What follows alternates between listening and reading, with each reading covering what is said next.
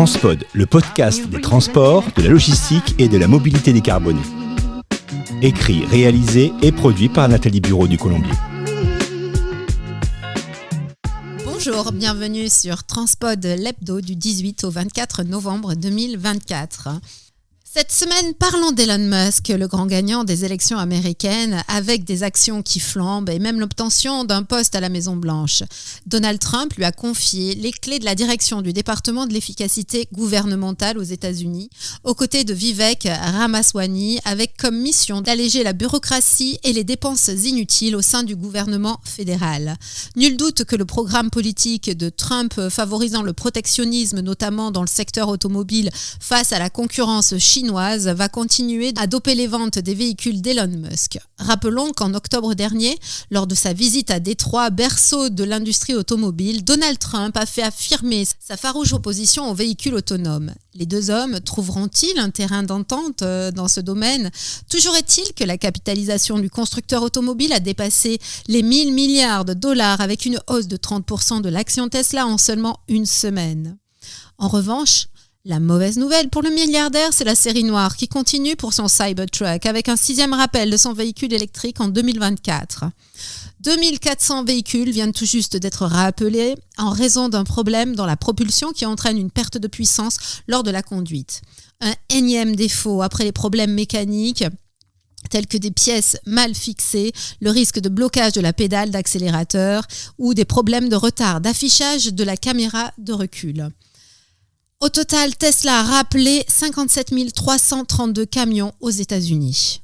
Cette semaine, Elon Musk a présenté le taxi autonome Cybercab, dont il annonce la mise en circulation en 2026 avec comme ambition de passer le niveau d'autonomie de 2 à 5. 5, c'est la totale autonomie, ne nécessitant plus donc de supervision du conducteur, mais une législation adaptée.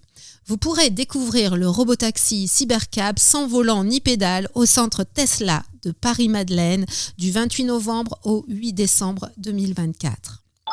Dans le secteur des camions autonomes, la Chine aurait-elle un coup d'avance ? Inceptio Technologies, entreprise chinoise spécialiste des technologies de conduite autonome pour poids lourds, a récemment réalisé plusieurs avancées notables. Elle a notamment livré en août dernier 400 camions semi-autonomes à la société de livraison ZTO Express, permettant d'assister réellement les conducteurs de poids lourds, d'améliorer leur efficacité au point de supprimer les doubles équipages sur les longues distances grâce à l'autonomie de niveau 3. Inceptio a collaboré avec le constructeur Dongfeng, intégrant des technologies de conduite autonome avancées. En mai 2024, les camions équipés du système Inceptio ont franchi le cap des 100 millions de kilomètres parcourus en exploitation commerciale. Partons à présent en Méditerranée avec plusieurs événements marquants cette semaine. La partie routière du groupe Ekol a finalement été rachetée le 15 novembre par le géant danois DFDS. Une deuxième prise dans le transport et la logistique en Turquie après le rachat en 2018 de la compagnie turque UN Ro-Ro, qui conforte ainsi la présence de DFDS dans le bassin méditerranéen. Le spécialiste de la desserte en ferry en Europe du Nord, en Manche et en Baltique a fait du port de Sète sa base européenne pour l'interface avec la Turquie.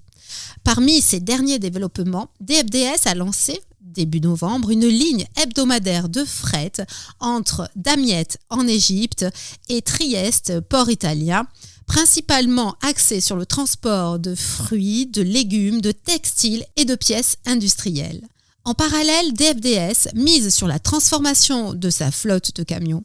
Elle possède déjà 115 poids lourds totalement électriques et vient tout juste d'en positionner 10 supplémentaires en Grande-Bretagne. Partons à présent en Algérie. Depuis le 1er novembre, une nouvelle compagnie maritime privée baptisée Nouris El Bar, qui signifie la mouette en arabe, opère en Méditerranée reliant la France, l'Espagne et l'Algérie. La compagnie algérienne, fondée par Kheireddine Meroud et Mourad Mouaki, associés dirigeants de l'agence Zatcha Voyage, ont affrété le navire Cracovia. Un navire de taille modeste, un Ro-Pax de 650 passagers de capacité pour 1900 mètres linéaires qui appareille tous les vendredis du Cap Janet à Marseille à destination d'Alger et qui touche les ports d'Alicante et d'Oran. La compagnie, qui entend tirer parti de la croissance des flux de voyageurs de 8% en 2024 entre Marseille et Alger, envisage à terme d'affréter un deuxième navire. Cap vers l'Australie à présent pour la start-up Vela, qui, fort d'une levée de fonds record de 40 millions d'euros, débute la construction d'un trimaran à voile destiné au transport de marchandises.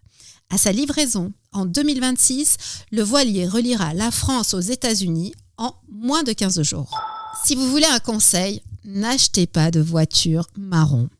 En effet, c'est une couleur dangereuse avec 53% de voitures marron impliquées dans des accidents, suivi du noir à 51% et du jaune avec 50% d'accidents.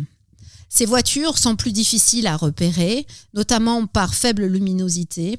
Et les couleurs, en revanche, les plus sûres sont le blanc, l'orange et le rouge, selon l'étude de la société de données automobiles Car Vertical, conduite en 2023 et 2024 dans 15 pays.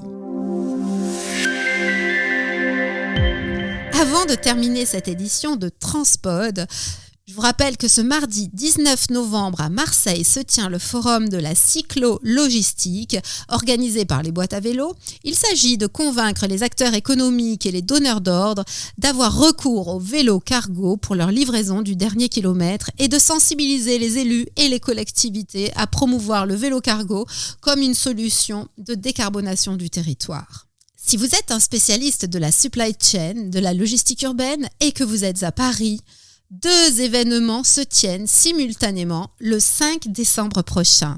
Au Forum des images à Paris se tiennent les rencontres nationales interludes destinées à partager les bonnes pratiques de logistique urbaine durable dans les territoires et à l'échelle nationale.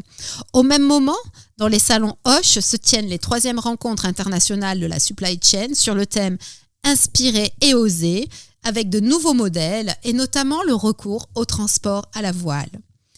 Avec les conséquences du changement climatique, faut-il revoir nos infrastructures de transport, organiser de nouveaux plans de secours et prévoir un système de backup en cas de catastrophe? En 2020, rappelons-nous, la tempête Alex s'était abattue dans les vallées de la Vésubie, de la Roya et de la Chinée, et avec des accès routiers totalement détruits. Ce triste scénario vient de se reproduire avec les pluies diluviennes torrentielles survenues à Valence et aussi à Malaga, les incendies, rappelez-vous, en Gironde en 2022 et où les routes, notamment la A63, avaient été coupées durant plusieurs jours. Sur ce sujet, le 6 décembre se tient une journée organisée par l'Observatoire régional des transports en Provence-Côte d'Azur sur le sujet de la résilience des infrastructures de transport au changement climatique. Voilà pour cette semaine, l'hebdo dans le monde des transports et de la mobilité. C'est la fin de Transpod l'hebdo. Retrouvez-nous sur toutes les plateformes. Si vous avez aimé, abonnez-vous, likez, réagissez et parlez-en autour de vous. Un grand merci pour votre écoute et transportez-vous bien.